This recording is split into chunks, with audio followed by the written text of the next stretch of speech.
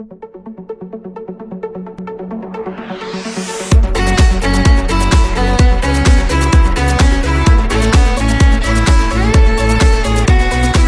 chicos, el día de hoy trataremos el tema de auscultación de ruidos respiratorios. La auscultación pulmonar constituye una herramienta en la valoración física de enfermería que nos permite correlacionar los ruidos respiratorios con algunas características de algunas patologías.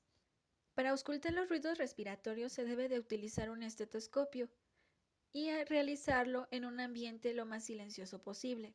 El oído se debe de acostumbrar a la vibración de la frecuencia que emite estos sonidos, así que si escuchamos un sonido de alta frecuencia, nos es más complicado escuchar después un sonido de baja frecuencia.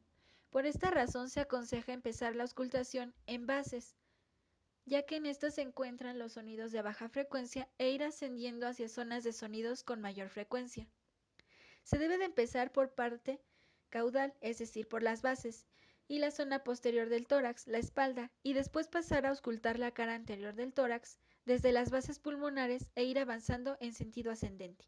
Cabe destacar que la auscultación de estos se realizó en un simulador, por lo cual los focos para auscultar no son los mismos que se utilizan en un humano. La importancia de esta valoración es identificar los ruidos respiratorios normales y anormales.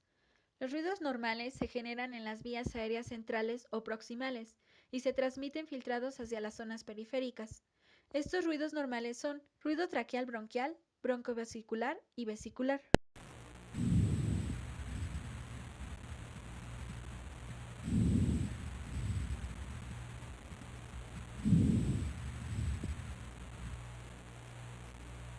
Continuamos con el ruido pulmonar normal vesicular.